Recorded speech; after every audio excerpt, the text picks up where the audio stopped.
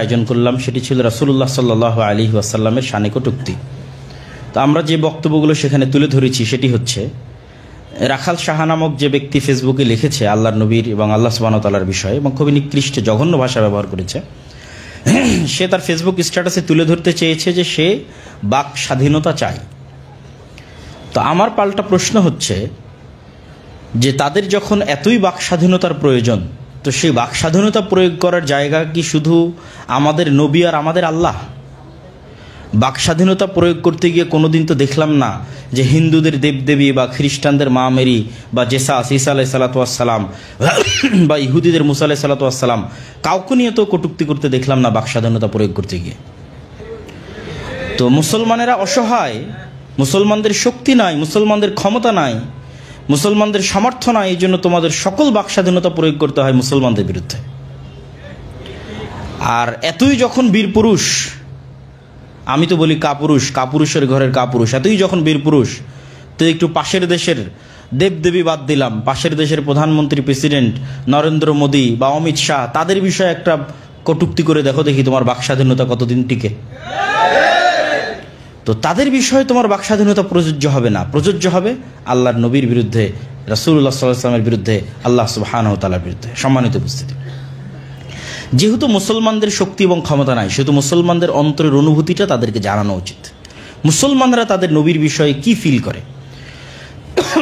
আল্লামা ইকবাল বলেন, তো হুনার আজমা হাম জিগার আজমায়েঙ্গে, যে তোমাদের কাছে অস্ত্র শস্ত্র আছে, তোমাদের কাছে গোলা বারুদ আছে, রাষ্ট্র ক্ষমতা আছে, আর আমাদের কাছে আছে আমাদের কলিজা, আমাদের জীবন। তো তোমরা তোমাদের অস্ত্রাগারে থাকা সকল অস্ত্র শেষ করে দিবা, তোমাদের বম, তোমাদের ট্যাঙ্ক সব আমাদের উপর বর্ষণ করে শেষ করে দিবা, আর আমরা জীবনের পর জীবন দিতে থাকবো রাসূল সাল্লাল্লাহু আলাইহি ওয়াসাল্লামের সম্মানের জন্য। যেহেতু আমাদের কাছে অস্ত্র নয়, আমরা নিরস্ত্র অসহায়, তো আমরা কি দিতে পারবো? জীবন দিতে পারবো।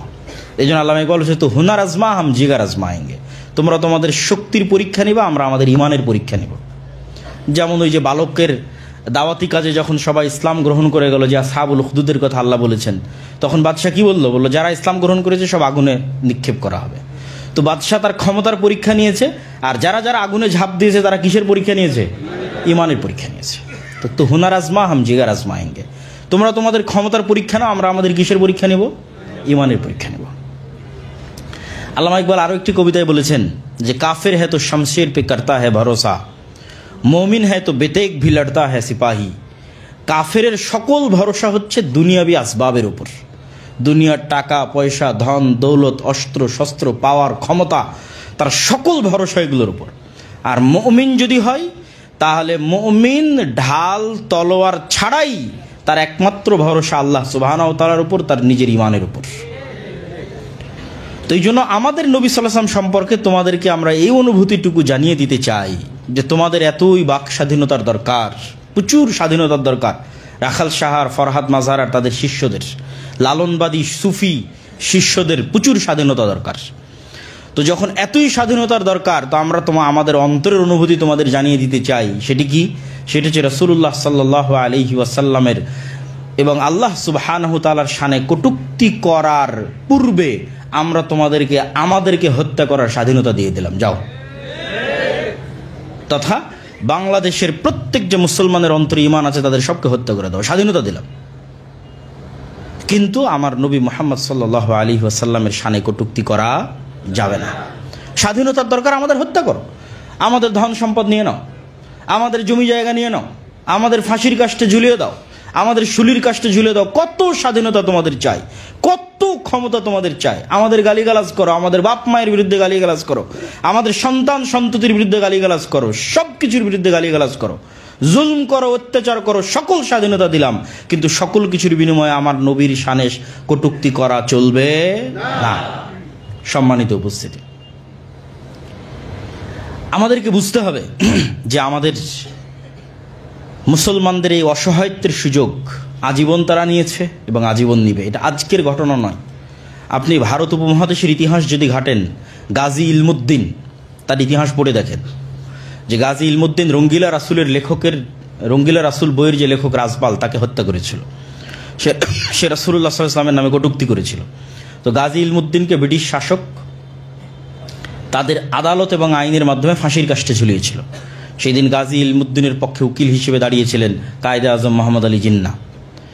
আর গাজী ইলমুদ্দিনের জানাজা মুসলমানদেরকে পড়তে না দিয়ে লাশ সরাসরি দাফন করে দেওয়া হয়েছিল। তখন আল্লামা ইকবাল তার নিজস্ব ব্যক্তিগত জামানতের ভিত্তিতে গাজী ইলমুদ্দিনকে নিয়ে এসে লাহোরে বিশাল জানাজার মাধ্যমে তার লাশ দাফন করিয়েছিলেন।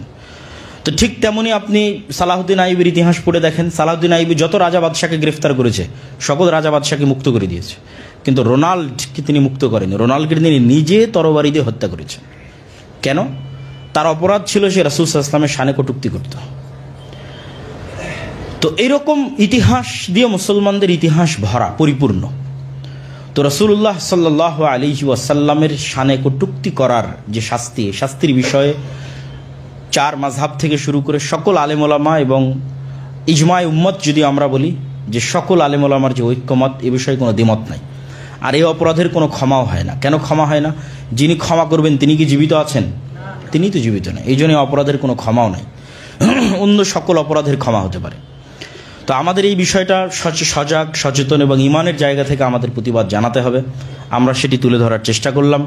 আমাদের বক্তব্যের যে দ্বিতীয় অংশ, সেটি হচ্ছে আজকে যারা আপনারা এখানে উপস্থিত হয়েছেন বাংলাদেশের বিভিন্ন প্রত্যন্ত অঞ্চল থেকে, আপনারা ঠিক এভাবেই বিভিন্ন ব্যাচে, আমাদের হয়তো 14 বা 15 কয়টা ব্যাচ সম্পূর্ণ হয়েছে আমি জানি না, বিভিন্ন ব্যাচে আপনারা এইভাবেই আল জামিয়া সালাফিয়া ডাঙ্গিপাড়া পবা রাজশাহীতে উপস্থিত হয়েছিলেন। কি বলেন?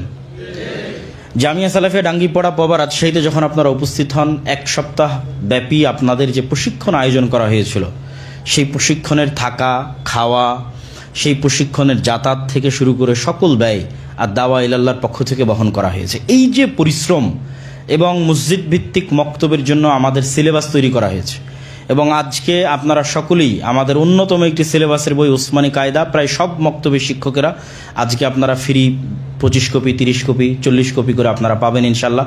আপনাদের মক্তবের জন্য প্রায় 20,000 কপি আমরা এখানে নিয়ে আসছি, যা আপনাদের মধ্যে। তো রমজান মাসে 15 থেকে 20,000 টাকা একজন দায়ীকে হাদিয়া দেওয়া হবে, এই কথা শুনে আমার চোখে পানি টলটল করতে লেগেছে। কেন? এখানে এমনও মক্তবের শিক্ষক আছে যাদের কাছে প্রতি মাসে মাত্র 1,000 টাকা যায়। আছে না নাই? একটু হাত উঠান তো। এমনও মক্তবে, হাত নামান, এমনও মক্তবের শিক্ষক আছে যাদের কাছে শুধুমাত্র 1,000 টাকা যায়। তো যখন আমাকে বলা হলো যে 15-20,000 টাকা একজন দায়ীর পিছনে প্রতি মাসে দেওয়া হবে, তখন আমার চোখের পানি টলটল করতেছে যে আমরা কত কষ্ট করে বাংলাদেশের প্রত্যন্ত অঞ্চলে গিয়ে সফর করে, আমি নিজে 200 থেকে 250-এর অধিক মসজিদ সফর করেছি ফি সাবিলিল্লাহ। আমি এই জন্য জালসায় যাওয়া বাদ দিয়ে দিয়েছি সফরের জন্য। আর কত কষ্ট করে, কত যুদ্ধ এবং জিহাদ করে এই সমস্ত মক্তবের শিক্ষকদেরকে জামিয়া সালাফিয়ার প্রাঙ্গণে তারা কোরআন শিখাচ্ছেন। এই কোরআনের সাদাকায়ে জারিয়া কি যারা এটার সাথে যুক্ত আছে তারা পাবে না? পাবে ইনশাল্লাহ। এর চেয়ে গর্বের কিছু আছে? এর চেয়ে গর্বের কিছু নেই। তখন আমি বললাম, কি বলেন আপনারা? এরকম 500 জন শিক্ষককে আমরা ট্রেনিং দিয়েছি, তাদের 1 টাকাও আমরা হাদিয়া দিতে পারি না।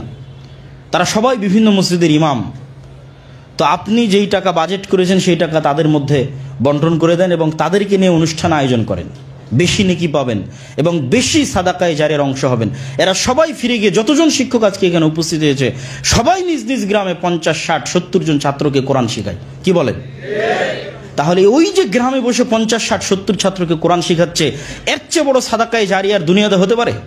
এর চেয়ে বড় সাদাকায়ে জারিয়া দুনিয়াতে হতে পারে না। তো সম্মানিত উপস্থিতি, আজকে আপনাদের এখানে নিয়ে আসার পিছনে আমার কোনো ব্যক্তিগত স্বার্থ নাই, এবং আপনাদের যে এখানে উপস্থিত করার জন্য আমি যারা আয়োজক তাদের উপর যে ফোর্স প্রয়োগ করেছি, এত আমার কোনো ব্যক্তিগত স্বার্থ নাই যে আমার চুল পরিমাণ উপকার হবে, 1 টাকা উপকার হবে, তাও নাই। কিন্তু ওই প্রত্যন্ত অঞ্চলে যে মক্তবের শিক্ষক আছে তার প্রতি আমি আমার অন্তরস্থল থেকে দরদ অনুভব করি, কষ্ট অনুভব করি, লজ্জা লাগে। কিভাবে একজন মক্তবের শিক্ষককে আমি মাসে 1,000 টাকা দিই? শরম পাই, আল্লাহ, আল্লাহর কসম শরম পাই। অতএব যাদের অর্থ আছে, যাদের সম্পদ আছে, তারা সেই সম্পদ ব্যয় করার পূর্বে বাংলাদেশের কোনায় কোনায় যত মক্তব আছে মক্তবের শিক্ষকদের কথা চিন্তা করবেন। আর এই সমস্ত মক্তবের শিক্ষকদের নিয়ে আমরা যে একটা বিশাল যাত্রা পরিচালনা করতেছি, বিশাল শ্রম দিচ্ছি, একটা প্রতিষ্ঠান দাঁড় করিয়ে ফেলেছি আর দাওয়া ইলাল্লাহ নামে, যার স্টাফ আছে, যার ট্রেনিং নিচ্ছে। গত সপ্তাহে আমাদের 30 থেকে 40 জন শিক্ষক ট্রেনিং নিয়েছে। 1 সপ্তাহের জন্য আমাদের ট্রেনিং বন্ধ হয় না। শিক্ষকেরা আসতেই আছে, তারা ট্রেনিং নিতেই আছে। কিভাবে হচ্ছে তা আমরা জানি না। এবং বর্তমান বাংলাদেশে হানাফি আহলে হাদিস নির্বিশেষে মক্তব ভিত্তিক, মসজিদ ভিত্তিক দাওয়াতি কাজের এত বড় প্রতিষ্ঠান আর দাওয়া ইলাল্লাহর মতো এখন পর্যন্ত নাই। বলেন আলহামদুলিল্লাহ। অতএব আমি আপনাদের কাছে উদাত্ত আহ্বান জানাবো, যারা আজকের এই প্রোগ্রাম আয়োজন করেছেন তারা আল্লাহর ওয়াস্তে আপনাদের অর্থ সম্পদ যখন ব্যয় করবেন, তখন এই যে 500 মক্তবের শিক্ষক উপস্থিত হয়েছে, আগামী বছর এরকম সময় আস্তে আস্তে এটা 1000-এ পৌঁছবে না? ইনশাল্লাহ 1000-এ পৌঁছবে। আগামী 5 বছরের মধ্যে ইনশাল্লাহ কয়েক লক্ষে পৌঁছবে ইনশাল্লাহ। তো এই যে বিশাল শ্রম বাংলাদেশের প্রত্যন্ত অঞ্চলে দিনের জ্ঞান ছড়িয়ে দেওয়ার জন্য করছি, আপনারা ওদের কাছে আমানত রেখে গেলাম। জুয়েল ভাই, রেহান আঙ্কেল, ওয়াহিদুজ্জামান আঙ্কেল, নিয়ামুল ভাই এবং তারেক আঙ্কেল, আজম ভাই, সকলের কাছে এই 500 মক্তবের যে শিক্ষক আছে তাদের চোখের পানি, তাদের দুঃখ কষ্টের তারজুমান হিসেবে, তাদের দুঃখ কষ্টের প্রতিনিধি হিসেবে আপনাদের কাছে আমানত রেখে গেলাম। যদি কখনো আপনাদের অর্থ খরচ করার প্রয়োজন হয়, তাহলে বাংলাদেশের প্রত্যন্ত অঞ্চলে ছড়িয়ে ছিটিয়ে থাকা এই মসজিদের ইমামের মক্তবের শিক্ষকদের জন্য খরচ করবেন। দোহায় আল্লাহর এবং ওসিলা আল্লাহ সুবহানাহু ওয়া তাআলার দাবি আমি করে গেলাম। আল্লাহ সুবহানাহু ওয়া তাআলা আপনাদের নেকি দিবে, আল্লাহ সুবহানাহু ওয়া তাআলা আপনাদের প্রতিদান দিবে। আমি আব্দুল্লাহ আমার চুল পরিমাণ, সরিষা সম পরিমাণ, আল্লাহর কসম যার হাতে আমার প্রাণ আছে, আমার চুল পরিমাণ, সরিষা সম পরিমাণ স্বার্থ নাই এই দাওয়াতি কাজে। আল্লাহ যেন আমাদের এই দাওয়াতি কাজকে কবুল করে, বলেন আল্লাহুম্মা আমিন। সম্মানিত উপস্থিতি, এবার বক্তব্যের মূল বিষয়বস্তুতে চলে আসি। রমাজান, রমাজান শব্দের শাব্দিক অর্থ হচ্ছে আগুনে পুড়িয়ে ছারখার করে দেওয়া। আর রমাজানের আগমনের লক্ষ্যে আল্লাহ সুবহানাহু ওয়া তাআলা যে তার পুরো প্রকৃতিকে, তার পুরো সৃষ্টি জগৎকে যেভাবে রমজানকে স্বাগতম দেওয়ানোর জন্য যেভাবে সাজান, আমরা তো প্রতীকী সম্মান দেই। কেউ আসলে ক্রেস্ট দেই, কেউ আসলে ফুল দেই, কেউ আসলে হয়তো বাদশাহ, রাজা বাদশাহ আসলে লাল গালিচা দেই, তোপের ধ্বনির মাধ্যমে সালামি দেওয়া হয়, গার্ড অফ অনার দেওয়া হয়, অসংখ্য প্রতীকী সম্মানের ব্যবস্থা পৃথিবীতে আছে। আল্লাহ সুবহানাহু ওয়া তাআলা রমজানের আগমনে তার বিশাল বিশাল সৃষ্টি জীবের মধ্যে পরিবর্তনের মাধ্যমে রমজানের আগমনের স্বাগতমের ব্যবস্থা করেন। তার মধ্যে বিশাল এক সৃষ্টি হচ্ছে আসমান।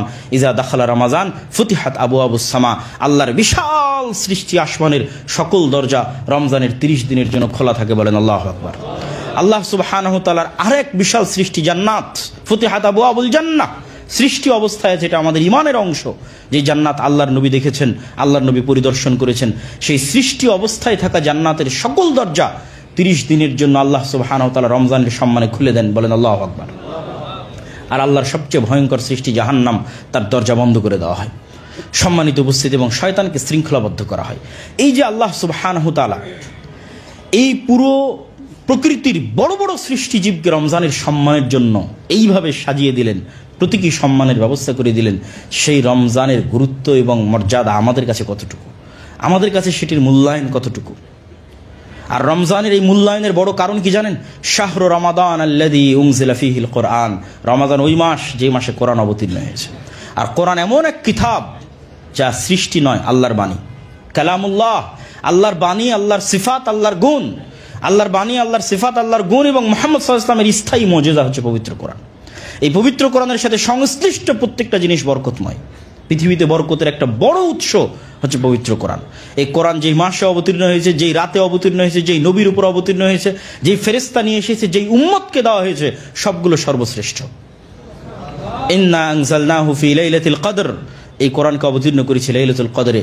জানেন লাইলাতুল কদর কি? লাইলাতুল কদরি খায়রুম মিন আলফি শাহর। লাইলাতুল কদর হচ্ছে 1000 মাসের সমান না, 1000 মাসের চেয়ে শ্রেষ্ঠ। কত শ্রেষ্ঠ আল্লাহ সুবহানাহু ওয়া তাআলা ভালো জানেন। আমরা যেমন বলার সময় অগণিত সংখ্যাকে বলি, লক্ষ লক্ষ কোটি কোটি, কত লক্ষ কত কোটি জানি না, তো হাজার হাজার হাজার হাজার মাসের চেয়ে শ্রেষ্ঠ। কত শ্রেষ্ঠ আল্লাহ সুবহানাহু ওয়া তাআলা ভালো জানেন। 1000 মাসের সমান বলে আল্লাহ সুবহানাহু ওয়া তাআলা নির্ধারিত করেননি, বরং 1000 মাসের চেয়ে শ্রেষ্ঠ বলেছেন।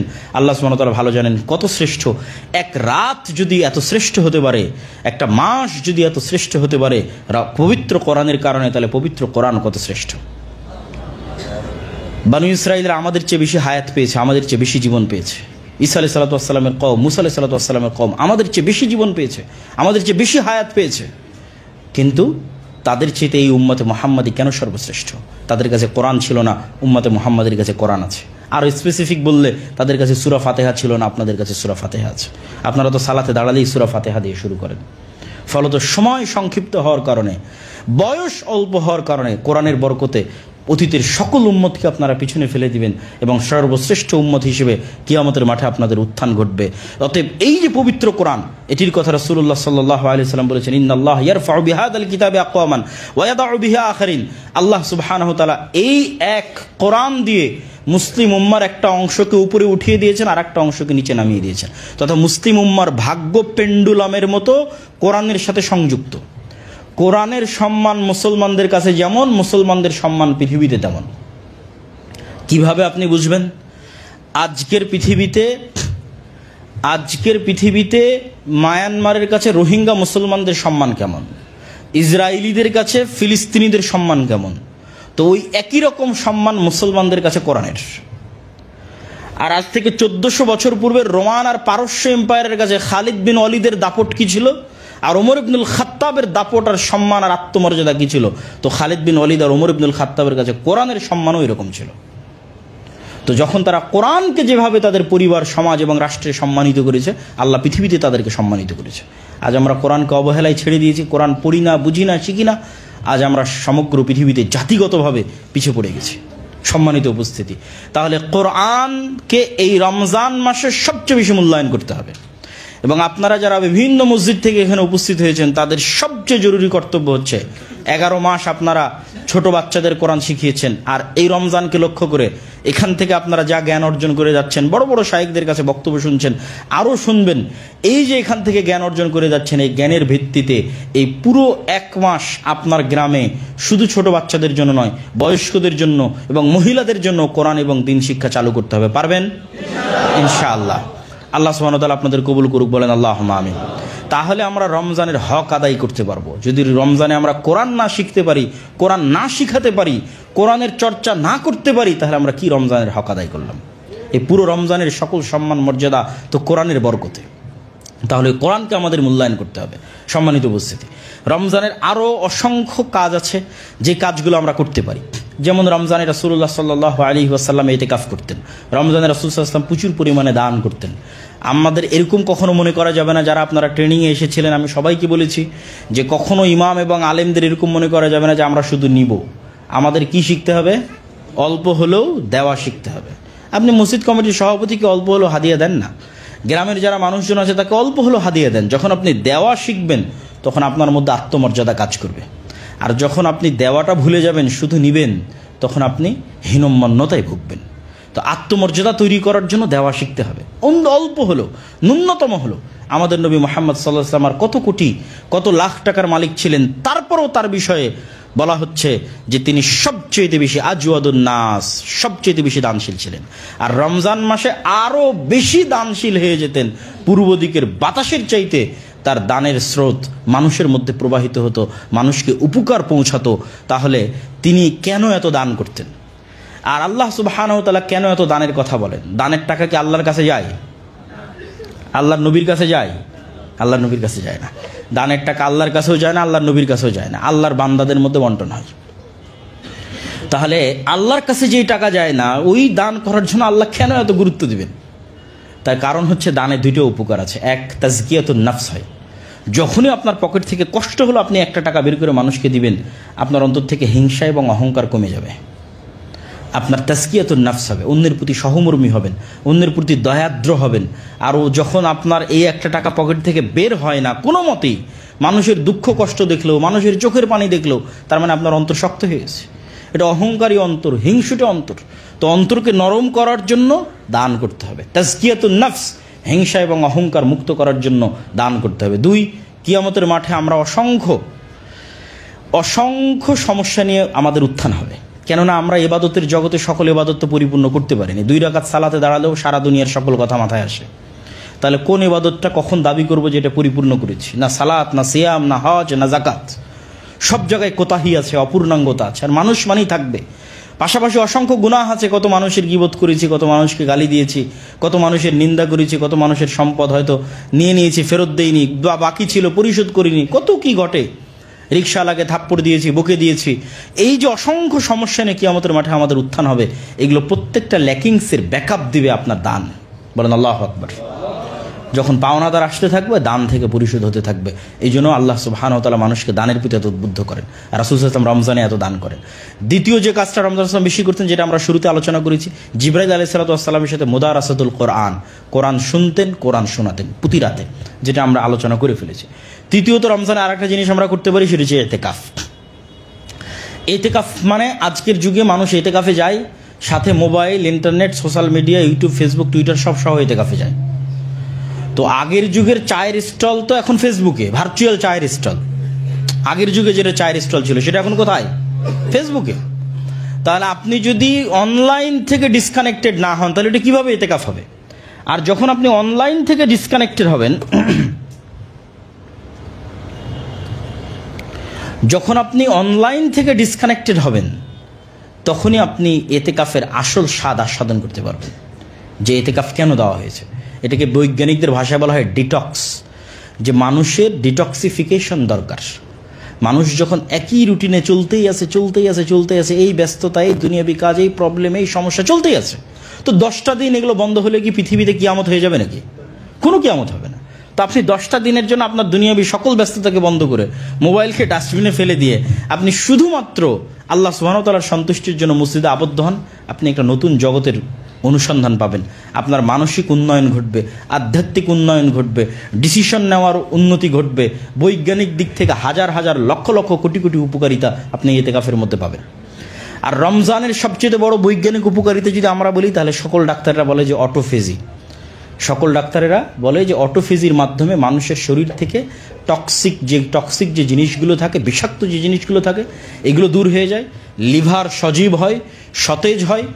যত রকমের খারাপ কোলেস্ট্রল আছে, কোলেস্ট্রল 2 ধরনের, good cholesterol, bad cholesterol, HDL, LDL, যত ধরনের খারাপ কোলেস্ট্রল আছে, সব খারাপ কোলেস্ট্রল ধীরে ধীরে রমজান মাসে কমতে থাকে। ডায়াবেটিস নিয়ন্ত্রণে চলে আসে, লিভার থেকে চর্বি কমতে থাকে যদি স্বাস্থ্যসম্মত উপায়ে আমরা সাহারি করি, যদি স্বাস্থ্যসম্মত উপায়ে আমরা ইফতারি করি, তাহলে অসংখ্য রকমের ডাক্তারি উপকারিতা এই পুরো রমজান মাসে আছে।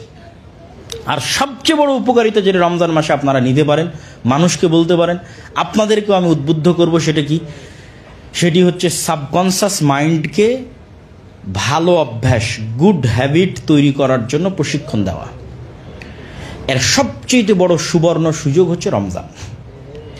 আরেকটু আপনাদেরকে ব্যাখ্যা করে বলি, ধরেন একটা মানুষ 20 বছর থেকে ড্রাইভ করে, তো তার সাবকনশাস মাইন্ড এমনভাবে ড্রাইভিং শিল্পটাকে আয়ত্ত করে ফেলেছে যে সে গাড়িতে উঠলেই, যদি অন্য মনস্কও থাকে, তাও অটোমেটিক ব্রেক, অটোমেটিক বাঁশি, অটোমেটিক যে স্টিয়ারিং আছে সেটা ঘোরানো অটোমেটিক হতে থাকে।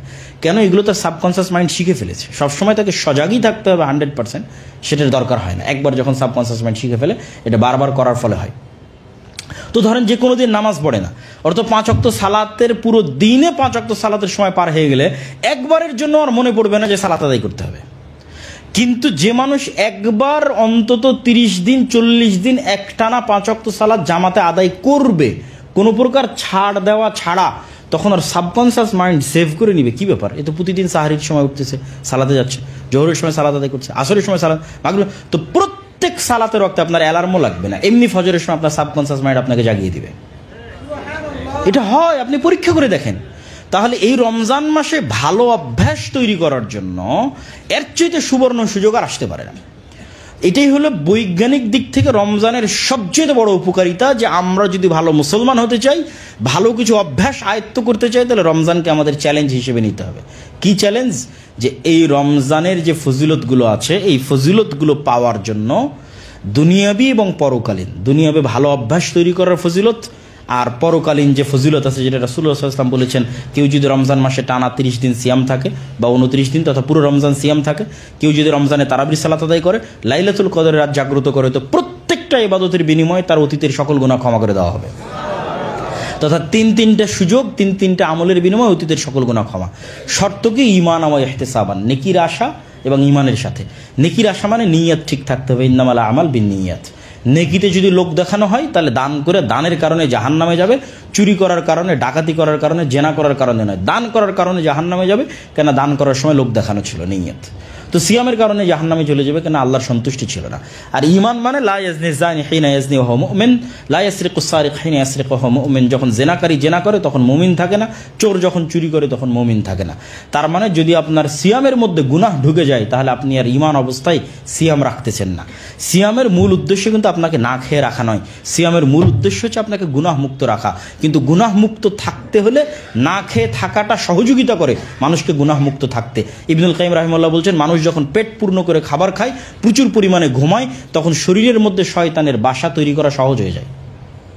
তাহলে যখন মানুষের পেট খালি থাকে তখন অটোমেটিকই সে শয়তানের কন্ট্রোল থেকে দূরে থাকে, স্বাভাবিক সময়ই শয়তানের কন্ট্রোল থেকে দূরে থাকে। তাহলে মূল লক্ষ্য তো আপনাকে গুনাহ মুক্ত রাখা, মূল লক্ষ্য না খেয়ে রাখা নয়। তো না খেয়ে থাকার মাধ্যমে গুনাহ মুক্ত থাকাটা সহজ হয়। কিন্তু যখন আপনি মূল লক্ষ্যই পূরণ করছেন না, না খেয়ে থাকছেন ঠিকই, নামাজ পড়েন না, না খেয়ে থাকছেন ঠিকই, দেধারসে আমাদের মা এবং বোনেরা বেপরদা অবস্থায় রাস্তাঘাট বাজার সব পরিপূর্ণ করে ফেলেছে। ইফতার পার্টির নামে স্কুল কলেজ বিশ্ববিদ্যালয়গুলোতে ফ্রি মিক্সিং চলতেছে। না খেয়ে আছে ঠিকই, কিন্তু অবৈধ প্রেম আলাপ বন্ধ হয়নি, গান বাজনা অশ্লীল দৃশ্য বন্ধ হয়নি। তাহলে এটা কি সিয়াম হচ্ছে? এটা সিয়াম হচ্ছে না। কেন? সিয়ামের মূল উদ্দেশ্যই তো পূরণ করতেছে না। মাল্লাম ইয়াদা কাওলা যুরিল আমাল বিহি ফালাইসা লিল্লাহি হাজাতুন ইয়াদা তুআমাহু ওয়া শারাবাহু। যে ব্যক্তি গুনাহের কাজ এবং গুনাহের কথা পরিত্যাগ করলো না, আল্লাহ সুবহানাহু তাআলার কোনো প্রয়োজন নাই তার না খেয়ে থাকার। তাহলে না খেয়ে থাকাকে পূর্ণ করতে হলে, না খেয়ে থাকাকে সফল করতে হলে গুনাহ মুক্ত থাকতে হবে। তাহলে এই যেটা আমি সারমর্ম আবারও আপনাদের সামনে তুলে ধরতেছি, রমজান যদি আমরা চ্যালেঞ্জ নেই যে পরকালের অফার যেটা আল্লাহ দিয়েছে, অতীতের সকল গুনাহ মাফ হয়ে যাবে, ওটাও নিলাম, আবার ভালো কিছু অভ্যাসও আমরা রমজানে তৈরি করলাম 30 দিনে, তাহলে আমাদের 1 নম্বর চ্যালেঞ্জ হতে হবে গুনাহ মুক্ত রমজান মাস। কি বলেন তো, কি মুক্ত রমজান মাস? গুনাহ মুক্ত রমজান মাস। এটা কিন্তু সাইকোলজির জন্য ইজি, এটা কিন্তু কঠিন না। আপনি যদি আপনার ব্রেনকে বুঝান যে আজীবনের জন্য তোমাকে বিড়ি সিগারেট ছেড়ে দিতে হবে, সাহসী করবে না ছাড়ার। আর যদি বুঝান যে অন্তত 30 দিনের জন্য বিড়ি সিগারেট বন্ধ রাখো, তো মনে হবে যে না ঠিক আছে, 30 দিনের জন্য আমি একটা রিস্ক নিতে পারি। তো আজীবনের জন্য তুমি অবৈধ সম্পর্ক পরিত্যাগ করো, সাইকোলজির কাছে কঠিন মনে হবে, ভারী মনে হবে, নিজের ব্রেনের কাছে, বিবেকের কাছে, মনের কাছে। আমি না 30 দিনের জন্য তুমি আর কোনো গান বাজনা অশ্লীল দৃশ্য দেখবে না, তো এটা নিজের বিবেকের কাছে সহজ না কঠিন? সহজ। তাহলে এই চ্যালেঞ্জটা আপনাদের নিতে হবে এবং এই চ্যালেঞ্জটা জনগণের মধ্যে ছড়িয়ে দিতে হবে যে আমরা গুনাহমুক্ত রমজানের একটা চ্যালেঞ্জ আমরা নিতে চাচ্ছি ভালো অভ্যাস তৈরি করার জন্য। 5 ওয়াক্ত সালাত আমরা জামাতে আদায় করব, কোনো প্রকার গুনাহের সাথে আমরা জড়িত হব না। এই 30 দিন যদি একটা সেম রুটিনে আমরা চলতে পারি তাহলে অটোমেটিক আমাদের সাবকনসিয়াস মাইন্ড ওই রুটিনটা সেভ করে নেবে এবং পরবর্তীতে ওই ভালো অভ্যাসগুলো কন্টিনিউ করা আমাদের জন্য সহজ হবে, বলেন ইনশাআল্লাহ। আর এটাই কিন্তু আল্লাহ সুবহানাহু ওয়া তাআলা কোরআনে বলেছে যে ইয়া আইয়ুহাল্লাযীনা আমানু কুতিবা আলাইকুমুস সিয়াম কামা কুতিবা আলাল লাযীনা মিন ক্বাবলিকুম লাআল্লাকুম তাত্তাকুন।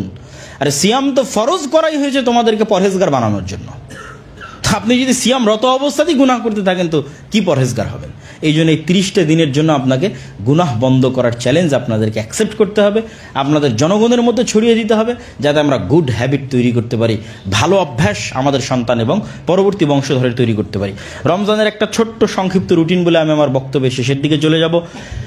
2টা বা 3টা পয়েন্টে রমজানের রুটিনকে আপনি বৈপ্লবিক পরিবর্তন নিয়ে আসতে পারেন। 1, সাহারির পরে সূর্য ওঠা পর্যন্ত না ঘুমানো।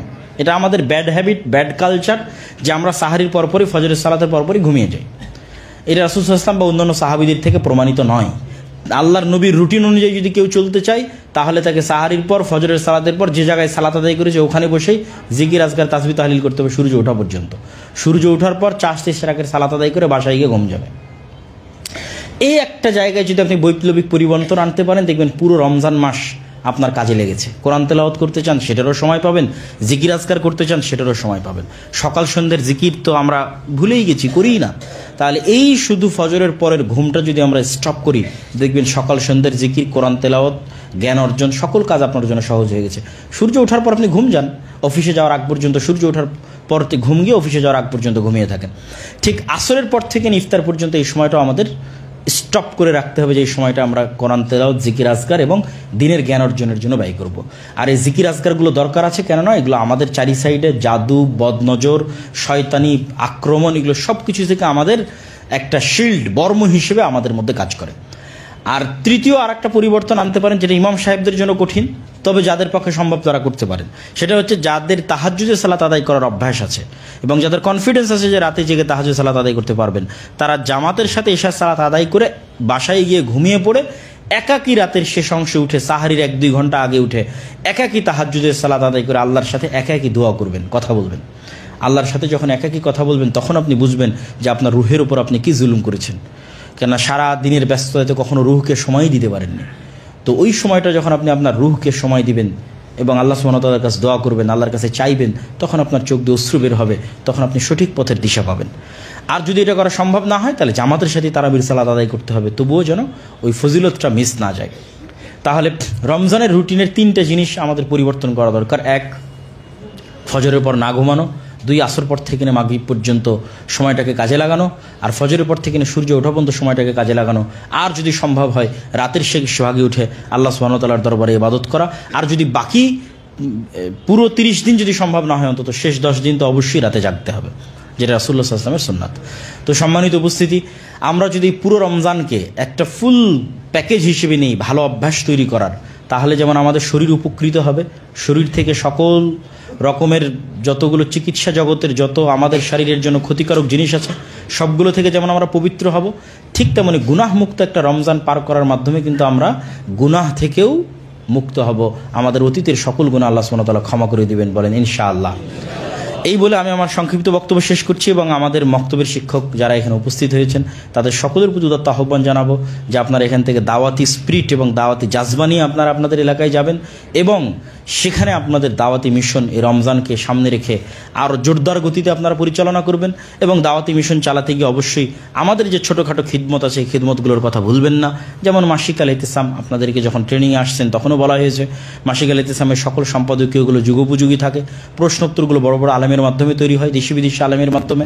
এই মাসিক আল ইতিসামকে মূল্যায়ন করা মানুষের সকালের একদিনের সকালের নাস্তার চাইতেও কম টাকায় পুরো 1 মাসের একটা মাসিক আল ইতিসাম পাওয়া যায়। তাহলে কেন আপনি মানুষকে সেটা নিয়ে উদ্বুদ্ধ করবেন না? উদ্বুদ্ধ করার সবচেয়ে সহজ উপায় কি? প্রথমে 5 কপি নিজে নিয়ে যারা গ্রামের শিক্ষিত মানুষজন আছে, অঞ্চলের শিক্ষিত মানুষজন আছে, বই পুস্তক পড়ে, হোক সেকুলার, হোক হিন্দু, হোক মুসলিম, তাকে দিয়ে আসবেন যেটা আপনি পড়েন। 5 জনকে দিলে 1 জন অন্তত বলবে ঠিক আছে তুমি প্রতি মাসে এটা দিয়ে যেও। 10 জনকে দিলে 2 জন অন্তত বলবে তুমি প্রতি মাসে এটা দিয়ে যাও। এইভাবে আপনি শিক্ষিত শ্রেণীর মধ্যে আপনার মাসিক আল ইতিসামের গ্রাহক এবং এজেন্ট তৈরি করতে পারবেন। পাশাপাশি জামিয়া সালাফিয়ার যে অন্যান্য কার্যক্রমগুলো আছে সেই কার্যক্রমগুলোতেও আল্লাহ সুবহানাহু ওয়া তাআলা সন্তুষ্টির জন্য আপনাদের স্বতঃস্ফূর্ত অংশগ্রহণ এবং আপনাদের স্বতঃস্ফূর্ত আগমনের কামনা করে সকলের জন্য দোয়া করি। আল্লাহ সুবহানাহু ওয়া তাআলা আপনাদের এবং আমাদের সকলকে পুরো রমজান মাস আল্লাহ সুবহানাহু ওয়া তাআলার ইবাদতে এবং জ্ঞানের অর্জনে কাটানোর তৌফিক দান করুক, আল্লাহুম্মা আমিন। যেহেতু আমাদের অনলাইনও দর্শক শ্রোতা আছে, সেহেতু আরেকটি কথা আমি যুক্ত করি যে আমাদের মিরপুর 12-তে দাওয়া সেন্টার আছে। সেই মিরপুর 12 দাওয়া সেন্টারে আমরা রমজান মাসব্যাপী এক বিশাল কর্মযজ্ঞ হাতে নিয়েছি। প্রত্যেক দিন ইফতারির ব্যবস্থা থাকবে, প্রতিদিন দার্সের ব্যবস্থা থাকবে, হাদিস পাঠের ব্যবস্থা থাকবে এবং সম্পূর্ণ ডিফারেন্ট 4টা কোর্স আমরা লঞ্চ করতেছি মিরপুর দাওয়া সেন্টারে। একটা কোরআন শিক্ষা কোর্স ছেলেদের জন্য, একটা কোরআন শিক্ষা কোর্স মেয়েদের জন্য, মেয়েদেরটা মেয়ে শিক্ষিকা, ছেলেদের জন্য ছেলে শিক্ষক। আর এটা হচ্ছে আরবি ভাষা শিক্ষা কোর্স ছেলেদের জন্য, আরবি ভাষা শিক্ষা কোর্স মেয়েদের জন্য, ছেলেদের ছেলে শিক্ষক, মেয়েদের মেয়ে শিক্ষিকা।